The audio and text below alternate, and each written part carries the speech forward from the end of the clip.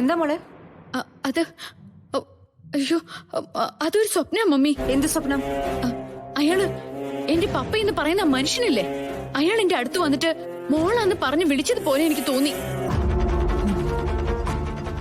ഒരു സ്വപ്നത്തിലായ പോലും എനിക്ക് അയാളെ കാണണ്ട. അതുകൊണ്ടാണ് ഞാൻ അയാളെ ആട്ടി ഓടിച്ചത്. മോള് പേടിക്കണ്ട. അയാള് മമ്മിയെയും മോളെയും തിരക്കി ഒരിക്കലും വരില്ല.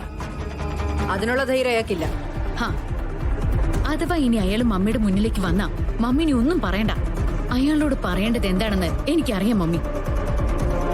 എന്റെ മമ്മിയെ വേദനിപ്പിച്ച അയാളെ ഞാൻ വെറുതെ വിടില്ല. എനിക്ക് എന്റെ മമ്മിയേ ഉള്ളൂ. എന്റെ മമ്മി മാത്രം മതി എനിക്ക്. മോളെ,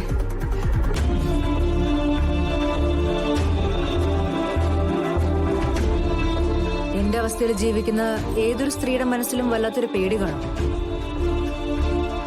എന്തെങ്കിലും ഒരിക്കൽ നീ നിന്റെ അച്ഛനെ തിരിച്ചറിഞ്ഞ, അയാള് നിന്നെ സ്നേഹിക്കുന്ന പോലെ നിന്നോട് പെരുമാറിയ, നീ എന്നെ മറക്കോ വെറുക്കോ തള്ളിക്കളഞ്ഞിട്ട് പോവെന്നൊക്കെ. മമ്മി എന്നെ അങ്ങനെ സംശയിച്ചിട്ടുണ്ടോ? മോളെ ഞാൻ സംശയിച്ചിട്ടില്ല. പക്ഷെ മനസ്സ് പതറി നിൽക്കുമ്പോ പലതരം കാര്യങ്ങൾ ചിന്തിക്കുമല്ലോ. ഇപ്പൊ എനിക്ക് ധൈര്യം വന്നു.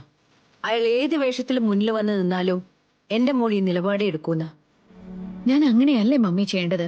മമ്മിയല്ലേ എന്നെ ഇങ്ങനെയൊക്കെ വളർത്തി വലുതാക്കിയത്. എനിക്ക് വേണ്ടിയല്ലേ മമ്മി ഇത്രയൊക്കെ കഷ്ടപ്പെട്ടതും അധ്വാനിച്ചതും ഒക്കെ.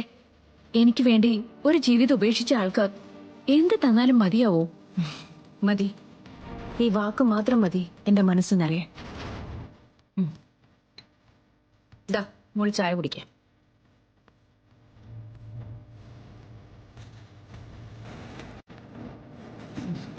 ഈ ചിന്ത മനസ്സിൽ ഇനി അധികം വേണ്ട കേട്ടോ. ഈ സ്വപ്നം കാണലൊക്കെ അതൊന്നും വേണ്ട.